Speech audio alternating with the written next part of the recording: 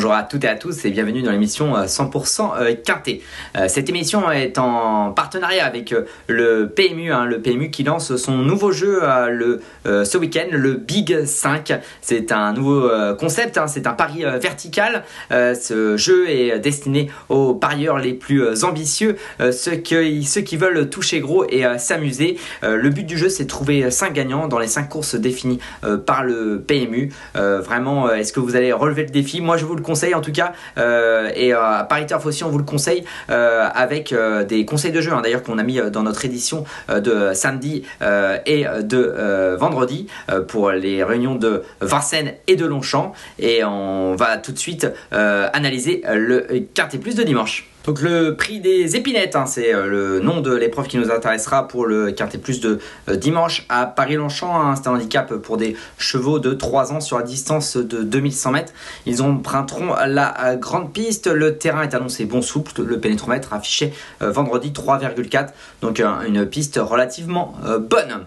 C'est une épreuve ouverte avec des 3 ans. Donc forcément ils viennent d'horizons un petit peu différents avec des lignes différentes. Certains, ça sera leur premier handicap, d'autres ont déjà couru avec plus ou moins de brio, surtout plus, donc un peu compliqué, mais j'ai l'impression qu'on a trouvé le vainqueur et on va vous le dire dans quelques minutes.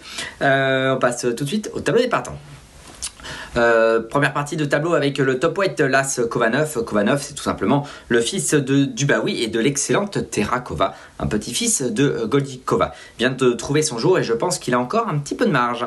Le numéro 3, Aptix, timide à 2 ans, il s'est complètement révélé cette année et reste maintenant sur des bonnes performances, premier, deuxième. En revanche, je n'aime pas trop ces lignes, c'est pour ça que je ne l'ai pas retenu. Le numéro 5, Magellan, lui aussi est en pleine forme, reste sur 2 victoires. Il a vu sa valeur augmenter sensiblement, voire même très sérieusement, on l'a retenu.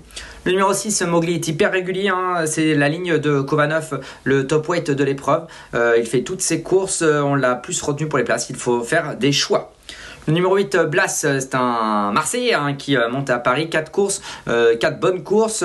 Les lignes sont à mon avis un petit peu justes, c'est pour ça que je ne l'ai pas retenu, mais je peux me tromper. Le numéro 9, Splendino, Jérôme Régnier l'aime beaucoup. Et on termine cette première partie de tableau avec le numéro 10, Aska, je l'adore, je vais vous dire pourquoi dans quelques minutes. Deuxième partie de tableau avec le numéro 11, Grenian Bonanza, c'est l'entraînement de Jean-Claude Rouget. Il l'a dit dans les colonnes de Paris Turf que vous pourrez lire samedi, qu'il va être monté un petit peu plus offensif que la dernière fois, ce qui peut lui permettre sans doute de viser une place, mais je suis pas sûr qu'il n'ait beaucoup de marge. Le numéro 12, Yalé, la seule femelle du lot, car le numéro 16 est non partant, elle reste sur une victoire facile, très facile même, et je l'ai retenu. Et enfin le numéro 15, Libanetta, c'est l'entraînement de Michael Delzang. Marie-Pauline Garot est allée à sa rencontre et vous pouvez revoir sa vidéo sur paris-turf.com. L'entraîneur est sans doute préféré être en seconde épreuve, mais tout à fait capable de prendre une place. On passe à la rubrique Notre choix.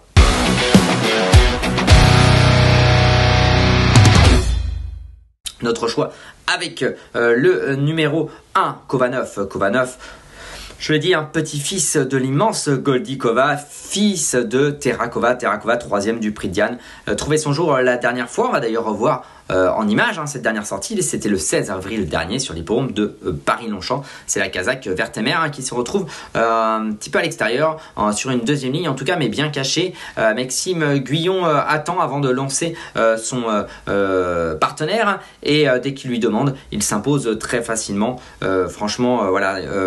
Moi, je pense qu'il a encore un petit peu de marge, surtout que ce jour-là, le terrain était souple, enfin même très souple, voire collant. Là, il sera mieux à mon avis, car il a déjà bien couru sur EPSF, il sera mieux sur une piste bonne.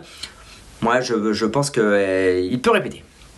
Ensuite, le numéro 5, Magellan, 2 victoires, 2 super victoires, ces 2 dernières sorties. Il est passé de la valeur 30 à la valeur 38.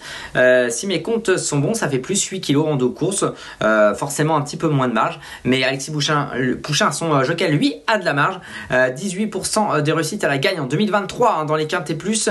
C'est notre statistique, 28 courses, 5 victoires et 6 places. C'est le monsieur Quintet Plus de 2023. Son entraîneur pense qu'il a encore un petit peu de marge. Et bien nous aussi, alors on l'a retenu, le numéro 5, Magellan. Le numéro 9, Splendino, on va regarder sa dernière course, c'était le 25 mars sur l'hippodrome de Marseille. C'est la Kazakh bien connue de Jean-Claude Séroul. Il s'imposait ce jour-là avec une marge, mon avis, assez intéressante. C'était sur PSF, hein, bien évidemment. Les 2 sorties précédentes à Cannes-sur-Mer, il n'a pas été très chanceux. Son entraîneur l'aime beaucoup. On lui fait confiance. Jérôme Régnier, il s'y connaît. Et donc, on a décidé de le retenir. On a retenu également le numéro 10, Aska. Aska n'a couru que dans des bons lots. A très bien couru. Sa dernière course, c'était le 7 avril dans le prix Ampéry à Saint-Cloud. Hein, c'est la Kazakh avec des carreaux. Pas très heureux hein, dans la ligne droite. Regardez, beaucoup de marge. Respecté par son jockey. Il termine dans le fessier hein, des autres concurrents. Mon avis, beaucoup de marge pour ce cheval. Premier handicap, 36,5 de valeur. Pour moi, c'est un cadeau des handicapeurs. Un cadeau... je trouve, hein, pas un vrai cadeau, voilà, vous m'avez compris. Voilà, on va pas faire de bêtises, pas un vrai cadeau. Mais je trouve vraiment très bien placé pour son premier handicap et j'estime qu'il va s'imposer à Aska avec Christophe Soumillon. C'est pour moi un petit penalty. Enfin le numéro 12, y aller, c'est l'entraînement de Fabrice Chappet en très grande forme. L'entraînement de Fabrice Chappet le 3 avril dernier à Chantilly, la seule pouliche du lot s'imposait. Regardez en image hein, sa dernière sortie après avoir un petit peu temporisé. En tout cas voilà, il s'est un petit peu joué les coudes pour s'en sortir. Il suffit après d'une petite d'ouvrir les mains, une petite accélération et il s'imposait avec de la marge, plus 4 kg hein. On n'a pas fait de cadeau là en revanche, mais je pense qu'elle a un peu de marge même s'il n'affronte que les mâles.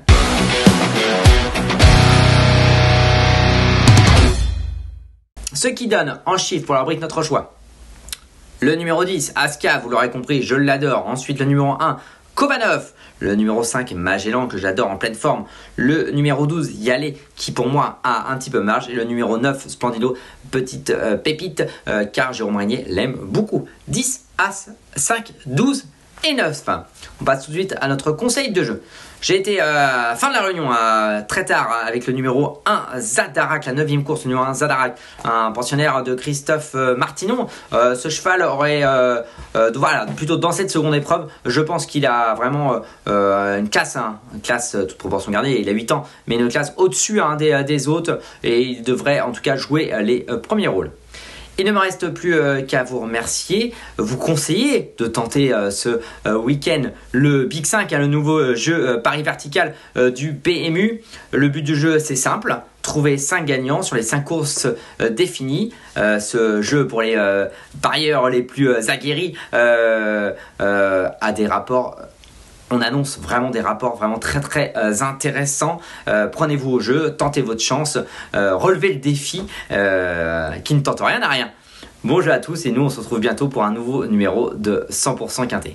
Merci à vous d'avoir suivi cette vidéo. Alors pour vous abonner à notre chaîne YouTube, c'est ici. Et pour suivre encore plus de vidéos Paris Turf, c'est de ce côté.